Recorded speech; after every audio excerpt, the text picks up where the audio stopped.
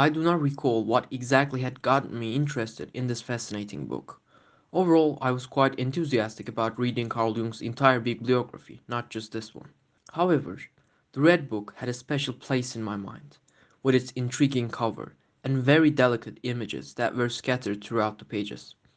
With that being said, as one reads more about the process by which Carl Gustav Jung decided to undertake this project, everything becomes much denser in terms of meaning and language.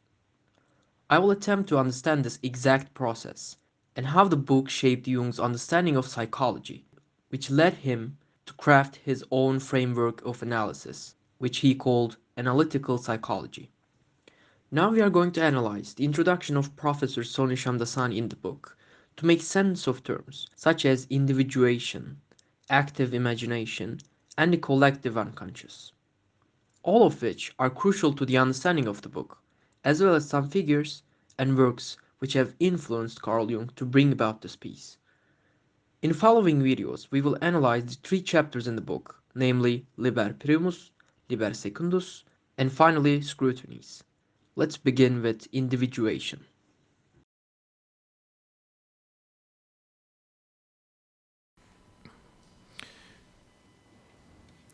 In his published scholarly writings, Jung read the Commedia as a visionary experience disguised under historical and mythical events. Its significance for Jung as a historical document is found in his commentary in psychological types in 1921. He argued that the birth of modern individualism began when with the worship of women, quote, which strengthened man's soul very considerably as a psychological factor, since the worship of women meant worship of the soul. This is nowhere more beautifully and perfectly expressed than in Dante's Divine Comedy. Now, this segment from Sonu Shamdasani makes me happier than ever, as his remarks on the worship of women and the consequences thereafter pay homage to Dante's Divine Comedy. But here I want to point out our other focal point, our other masterpiece in the series, namely the Hypnotomachia Polyphily, whose entire means of existence is to address the vitality of the book's subject, which is to worship the dear Polia. But I digress. We will get into that in a later video, of course. I believe a few quotes from his interviews over the years on this topic explains clearly what individuation is and how should one make sense of it. Here in the book called Carl Gustav Jung Speaking, he gave a brief introduction into our understanding of the term.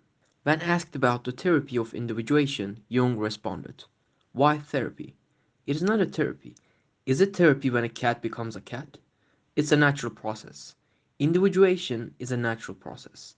It is what makes a tree turn into a tree.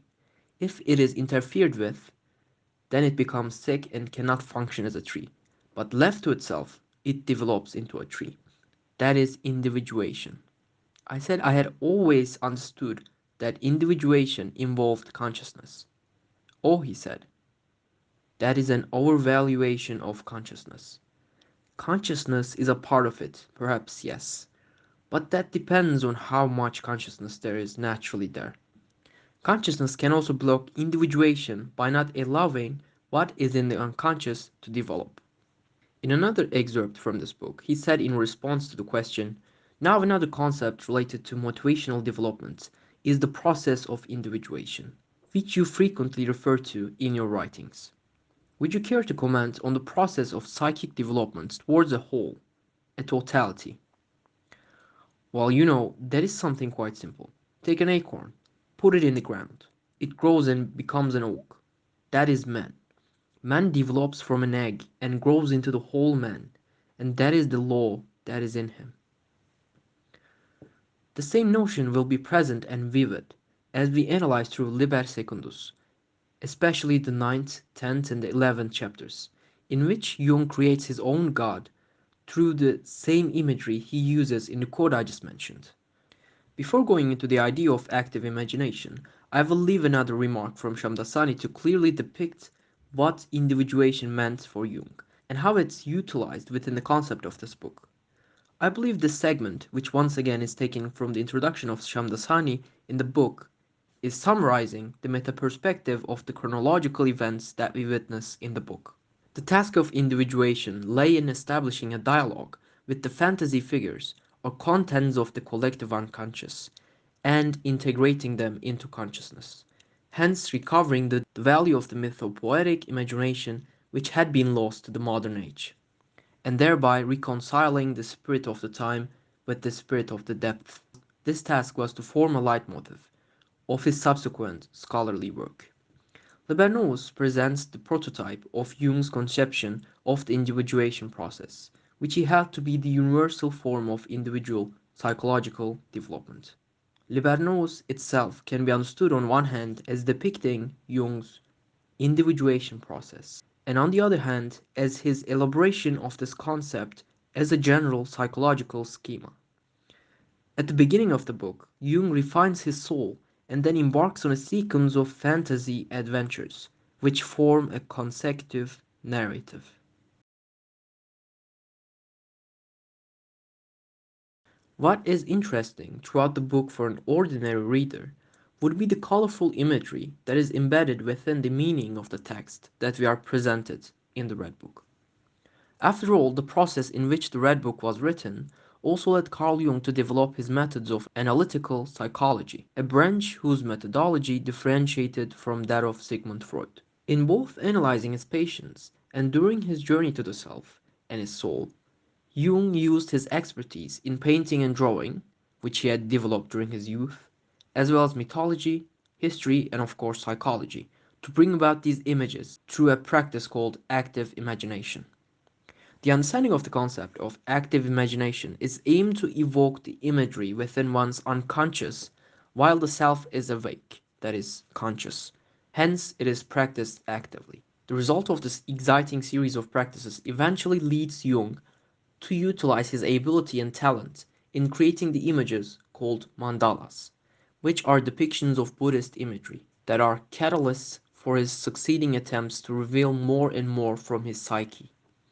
These images not only include circular shapes and patterns of colorful symbolism, but also persons and figures of the past, which are also included in the book, with whom the narrator, Jung, indulges himself in a dialogue and links his expertise of mythology with these images. One of the most important of these characters is Philemon, for which Jung depicted his stark imagination vividly, as you can see on the screen. I will go into detail about my findings and thoughts regarding Philemon later. All the cumulative efforts of active imagination led Jung to reach out to the collective unconscious, as his mythological knowledge coincided with his analysis of patients.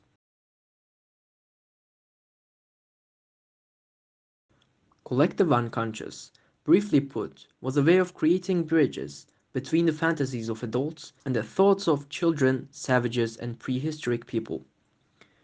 This idea, although first present at his work of Transformations and Symbols of the Libido, would be developed later on and be coined as collective unconscious. In the book called Carl Gustav Jung Speaking, Carl Jung differentiates the personal unconscious from the collective unconscious by referencing the fact that only when dreams come into play, the latter can be discussed. Together, the patient and I address ourselves to the 2 million-year-old man that is in all of us. In the last analysis, most of our difficulties come from losing contact with our instincts, with the age old, unforgotten wisdom stored up in us. And where do we make contact with this old man in us? In our dreams. They are the clear manifestations of our unconscious mind. They are the rendezvous of the racial history and of our current external problems. In our sleep, we consult the 2 million-year-old man, which each of us represents. We struggle with him in various manifestations of fantasy. That is why I ask a patient to write up his dreams. Usually, they point the way for him as an individual. In another excerpt from the same book, Jung continues, my contention that man is born equipped with a highly differentiated and fully developed brain with innumerable attributes has often met with antagonism. Most people continue to believe that everything they've become, every reaction of their psychic ego to everyday occurrences, is determined by their education and their environment. Few people know anything about the ancestral soul, and even fewer believe in it. Aren't we all the carriers of the entire history of mankind? Why is it so difficult to believe that each of us has two souls? When a man is 50 years old, only one part of his being has existed for half a century. The other part, which also lives in his psyche, may be millions of years old. The two souls give rise to frequent contradictions in a person's thinking and feeling. Quite often, the impersonal and the personal psyche are even in direct opposition. There are hundreds of examples which demonstrate to the psychologist that two souls live in every man, exercising their imagination, which I call the mother of human consciousness. Many of my patients painted pictures and described dreams which displayed a strange conformity with definite laws and showed peculiar parallels to Indian and Chinese temple images. Where were these people supposed to have obtained knowledge about the ancient temple cultures of the Far East? I have treated patients who had visions about events which happened hundreds of years ago. All this can come only from the unconscious, the impersonal soul, the finished brain of the newborn. Contemporary man is but the latest ripe fruit on the tree of the human race. None of us knows what we know. The idea that two souls live in every man is also embedded in Jung himself, as mentioned in the opening paragraphs of Professor Soni Shamdasani's introduction to the Red Book. Jung also had a sense of living in two centuries and felt a strong nostalgia for the 18th century. His sense of duality took the form of two alternating personalities, which he dubbed Number One and Number Two. Number One was a Basel schoolboy who read novels, and Number Two pursued religious reflections in solitude, in a state of communion with nature and the cosmos. He inhabited God's world. This personality felt most real. Personality number one wanted to be free of the melancholy and isolation of personality number two. When personality number two entered, it felt as if a long dead yet perpetually present spirit had entered the room. Number two had no definable character. He was connected to history, particularly with the Middle Ages. For number two, number one, with his failings and inaptitudes, was someone to be put up with.